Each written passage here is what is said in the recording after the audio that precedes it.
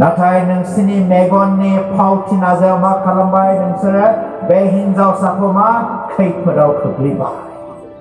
आरो बे खैफोदानो जाबाय नोंसोरनि मेगनजों नोंसोरो नायनायजों नोंसोरो बिनि मेगन थिफायनायजों नोंसोरो इसोरनि सिगाङाव नोंसोरो दाय बे मोनसे आरो नैथिया बेनि मेगन सानाया जेनेबा सोरबा सासेया गारि गोदान बायबाय नाथाय नोंहा बेबायदि गारि गोदान बायनो थाखाय नोंहा केपासिटि गैया नोङो मा खालामगोन हराव नोङो गाजोल बोराइफोरखौ मा खालामगोन लामायाव ज्राव गारना दोनफैगोन जेरै बिनि गारिया खारो गारि गोदान लामायाव मा दं मा गैया एकदम गोदान नालाय गोदान सालायदों सालायनानै बे गाजोल साजों थांबाय बे गाजोला मा जाबाय टायाराव हाबबाय लामा ससे थांनानै मा जाबाय गारिया पांचार जाबाय नोङो खुगाजों जेबो बुङाखै नोंनि आखाइजोंबो नोङो मावाखै नाथाय नोंनि कर्मनि गेजेरजों बे गाजोलखौ नोङो लामायाव गारनानै बेनि गारिया मा पांचार जाबाय बे मेगन सानाय गाज्रि नोजोरै नायनाय बेनिखायनो मा होनदों शास्त्रआव होनदों नोंनि जुदि आगदा मेगना जुदि नोंखौ खैफोदाव खोख्लैब्ला बेखौ एख्ल'नानै गार नोङो मेगन खानाया स्वर्गआव थांनाया बे नोंनि थाखाय साबसिन होननानै इसोरनि बाथ्रा दिनै बुंदों जोंनि गेजेराव जुदि बेफोरबायदि आखुथायफ्रा जुदि दङब्ला बेफोरनिफ्राय जोंखौ मा होनदों सिरि मोनदो सिखारदो होननानै बुंदों आरो बेनिफ्राय जोङो द'आव जोङो नायनि बेयाव होनदों जाबाय स्निआव जों नायनि ख्रिस्ट' जिसुखौ गान जिसु ख्रिस्ट'खौ गान जोङो माबोरै गाननांगौ ख्रिस्ट'खौलाय ख्रिस्ट'खौ गाननायानो जाबाय ख्रिस्ट'नि आसार बेबहारखौ लानानै जोङो थाबायनाय ख्रिस्ट'नि साल सलन ख्रिस्ट'नि स्वभाब चरित्रफोरखौ जोङो लानाय ख्रिस्ट'आ मा बेयो गुरै रैसुमै अनख' हेफाजाब होग्रा अलखदाव गोग्लैनाय मानसिफोरखौ बे हेफाजाब होयो रुगिफोरखौ बे सोखायो बेमारिफोरखौ बे सोखायो दिनै जोंनि जिबनाव जोङो बेफोरबायदिखौ जोङो मावनो हागोन ना हायाखै मैया मोनाबिलियाव आं फंसे बाथ्रा बुंदोंमोन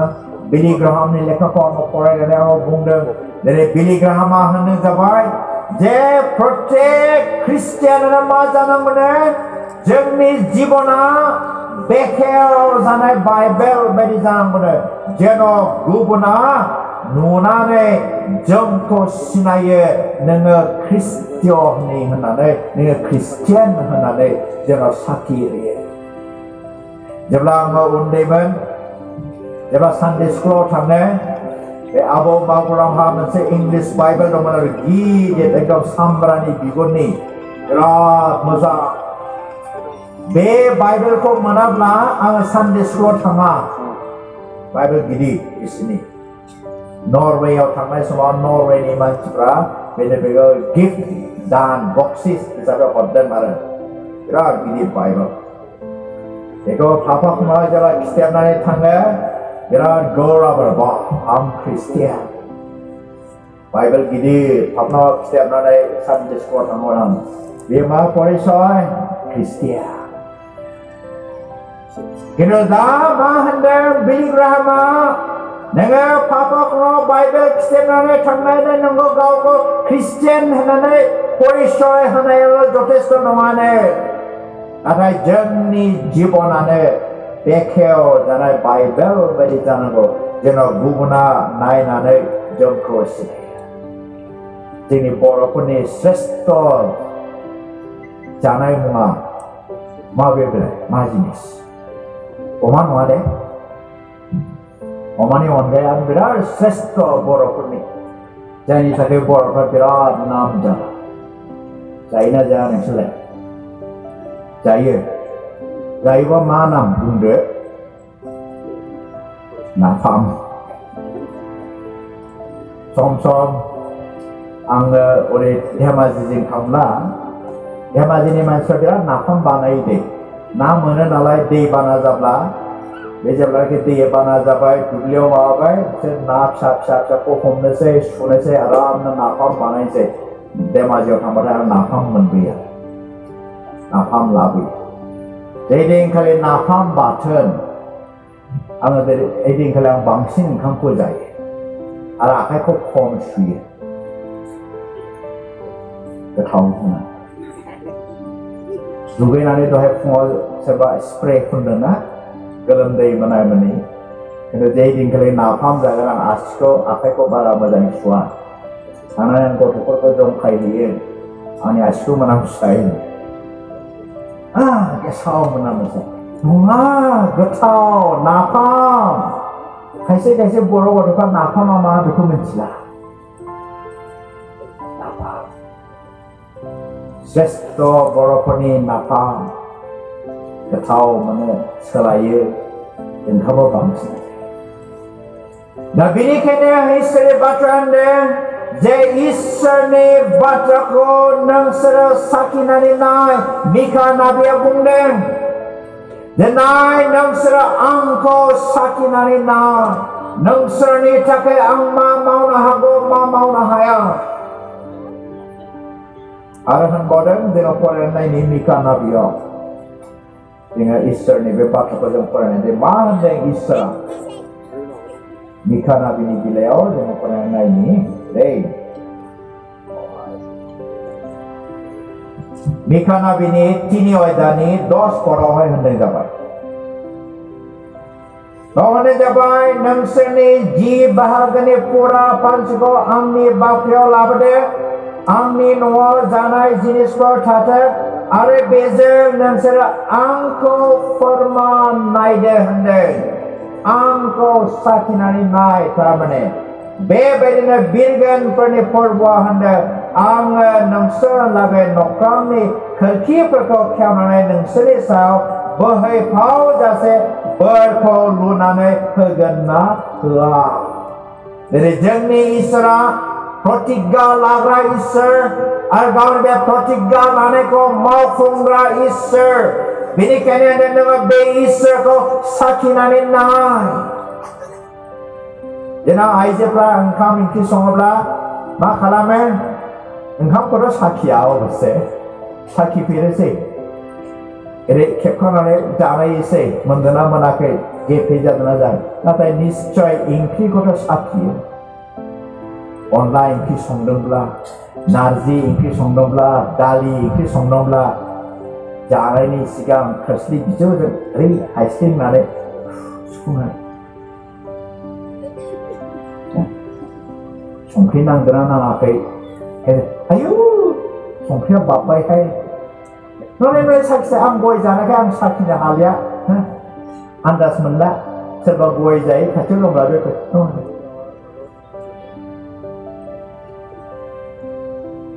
मा बुंसै बियो एसे नांबावगौ संख्रिया एसे होदो दिनै इसोराबो बेबायदिनो होनदों नोंसोरो आंखौ आनजाद नाय साखिनानै नाय आं नोंसोरनो होनो हागौना हाया होननानै दिनै इसोरनि बाथ्रा दिनै जोंखौ बुंदों दा बेनिखायनो दिनै जोंनि जे थांखिया होनो जाबाय जोङो बे इसोरखौ साखिनोब्ला जोङो सिगिरि मोननांगोन जोङो गसंनांगोन जोङो सिखारनांगोन अब्लासो जोङो बे गोथां इसोरखौ जोङो साखिनो हागोन आरो बेनिफ्राय जोबनायाव लास्टआव गुआव जोङो नायनि बेयाव होनो जाबाय लुबैनायफोर जायोबायदि लुबैनायफोर जायो जोंनि गेजेराव साबसे लुबैनो रोङै मानसिफोर दं आं लुबैफेरथाराखै जिबनाव दिनैसिम लुबैनाय होननायानो गैया होननानै सोरबा बुंनो हागोन नामा हाया बे लुबैनाया साफ्रोमबो मानसिजों बे लोगो लोगो दंफायो जोङो बयबो लुबैयो Boro gamiफ्राव आङो गोबां बर' गामियाव आङो थांबाय आलासि महरैबो थांबाय गुबुन गुबुन खामानिफ्रावबो आङो थांबाय दिनै आङो जोंनि बर' गामिफोरखौ गोबां गुस्लायनाय नुबाय उन्दै समाव आङो थुरि जिगाबनि न'आव उन्दुदोंमोन सम सम बे थुरि जिगाबाव ओलाबनायाव मा जायो गब्लं थायो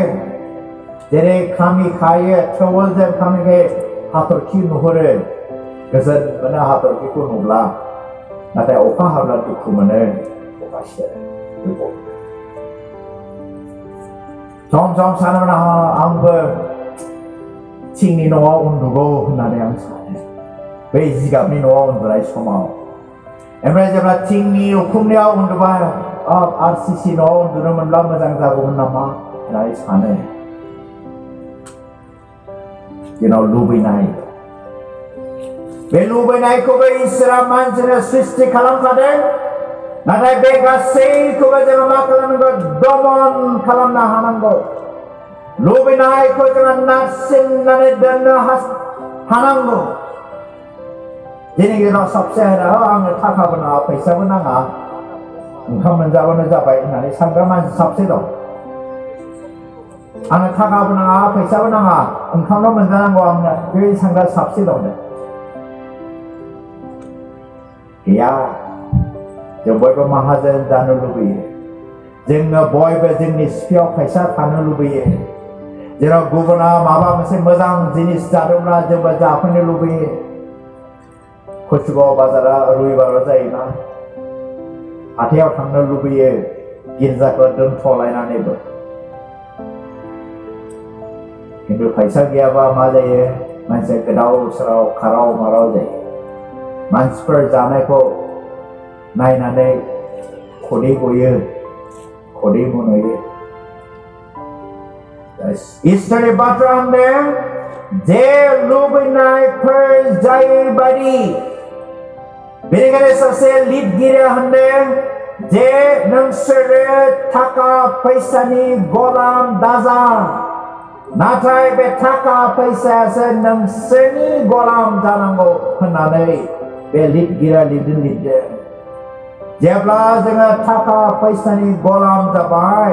जोङो थाखा फैसा नोंखौ बाहायगोन थाइसे थाइनै जि थाखा मोनो नोङो बे थोआ खां खां जागोन मबाव मोननो होननानै बेयाव नों मा सिखाव खावनांसै नोङो थगायनांनोसै नाथाय बे लिरगिरियानो थाखा फैसानि नोङो गलाम दाजानो थाखा फैसासो नोंनि गलाम जानांगौ जेराव मोजां बे मोजाङावहाय नोङो खरस खालामनो हायो आरो जेखौ नोङो नांगौ बेवहाय नोङो बे थाखा फैसाखौ खरस खालामनानै बायनो हायो थाखाया नोंनि गोसोजोंसो बेयो लें जानांगौ नोंनिसो लें जानांगौ नोङो बाहायनांगौ नाथाय दिनै जों साफ्रोमबो थाखानि लें जाबाय थाखाया जोंनि लें जाबाय आङो मोनसे बाथ्राखौ आङो खोनानानै आङो गोसोआव दुखु मोनदों बेसेसिम सैथो आं बेखौ बुंनो हालिया जेब्लानाखि बे रनिखाता फासि जोंनि बे बर' ख्रिस्टियानफ्रा रमान केथलिकनि दङमोन बाप्टिस्टनि दङमोन जोंनि लुथरेननि दङमोन बे गिर्जा न' सिफायनानै होखारजानायाव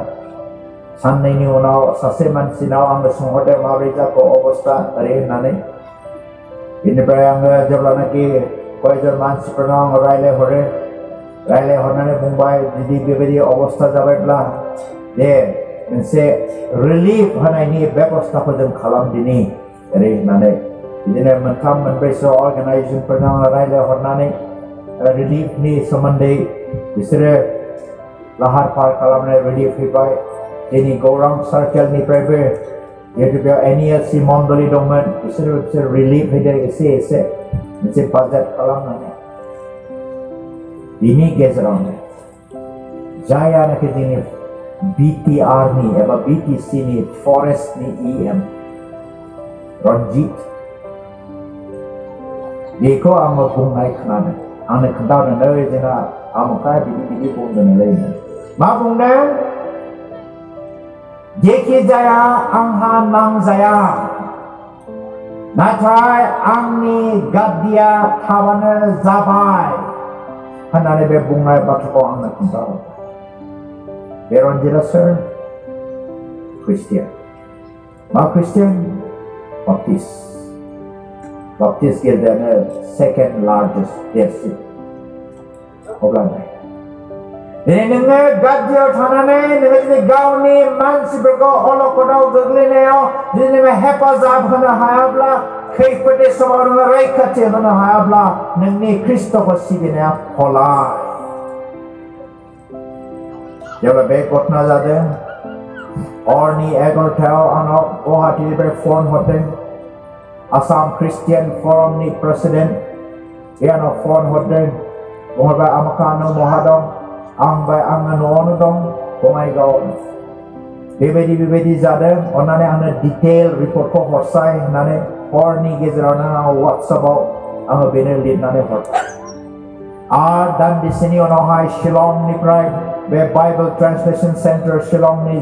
सेक्रेटारि, प्रजेक्ट सेक्रेटारि बे आंनाव सोंहरबाय जे माथो बिदि जादोंनो आङो खोनादों ओरै होननानै। ओमफ्राय बे वाट्सएपआव बे इउटुबाव होनाय मोनसे लिंक दंमोन, बे लिंकखौ बे बर'नि हारसानि लिरनाय नालाय बे फरायनो रोङाखिसै, आंनाव हरबाय बे बबे जायगायाव जादों ओरै होननानै आङो बेखौहाय अनुबाद खालामनानै आङो बेनो हरबाय। प्रेयार रिक्वेस्ट आङो खालामहरबाय। बेनिखायनो जोङो संसारनि बोलोखौ लुबैनानै, संसारनि गियानखौ जोङो लुबैनानै जोङो मा इसोरखौ जोङो बावनो नाङा। नाथाय नोङो बे संसारनि गियानखौ मोननायजों लोगोसे नोङो इसोरखौ सिनायनांगौ, अब्ला नोङो साबसिन गियानिसिन जागोन। दा बेनिखायनो आङो सासे मानसिनि इलास्ट्रेसन उदाहरणखौ होनानै आङो फोजोबनो हास्थायबाय बे फुंनि सेसनखौहाय। समा बारनानै थांबाय, 10:30 बारलांबाय। मोनसे इलास्ट्रेसन होनानै आङो फोजोबनोसै। जोङो मिथिगौ इन्डियानि श्रेष्ठ खेलाया मा? क्रिकेट, नङा होमबा? आसलते क्रिकेटआ नङा, हकियासो। सासे क्रिकेट प्लेयार सानसेखालि बियो मा होनबाय? बे जे आंनि गासै दंनाय मानिखौबो आङो चेक खालामनानै आंनि गासै हानाय मानिजों आङो क्रिकेट गेलेनायखौनो आंनि इसोर होननानै आङो साननानै लाबाय होननानै बे सासे गेलेग्रा बेबायदि। बेयो सासे ख्रिस्टियानमोन, खिन्थु बेनि जे साननाय सिन्ताधारा बे आसखान्दा जाहैबाय। दा बेनिखायनो होनो जाबाय जे जोंनि जे गोसोफोरखौहाय बेयाव होनो जाबाय इंलिसाव जोंनि माइन्डसेट, जोंनि गोसोफोरखौ जोङो ओरैबायदि थाग थियारि खालामनांगौ जेन' जोङो अराय सम जोङो सिरि मोननानै थायो, अराय सम जोङो उन्दुस्लबनायनिफ्राय जोङो गोजानाव थानो हायो। बेबायदि होननानै सासे लिरगिरिया लिरदों। जोंनि गोसोनि साननाय, जोंनि गोसोनि हास्थायनाय, जोंनि लुबैनाय, जोंनि मावनाय दांनाय बे गासैबो मा? जोंनि गोसोआ सोरथिं जानांगौ? ख्रिस्ट'निथिं जानांगौ होननानै सासे लिरगिरिया लिरदों। सासे लिरगिरि। दा दिनै जोङो सिरि मोनोना मोनाखै? दिनै जोङो बबेबा जाहोननि थाखाय जोङो उन्दुस्लबनानै दङ नामा? बेनिखायनो दिनै जोंनो थांखिया होनदों सिखां, सिरि मोनदों, awake, rise। जों दा जिरायनानै दं, उन्दुस्लबनानै दं, संसारनि बायदिसिना हाबिलासाव गोजानै जोङो दं। नाथाय दिनै इसोरनि बाथ्रा जोंखौ होनदों सिखां, सिरि मोनदो होननानै दिनै इसोरनि बाथ्रा।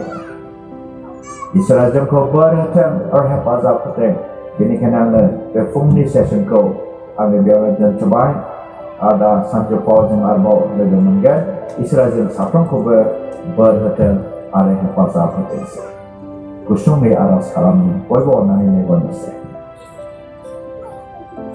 गोथां गोथार इसोर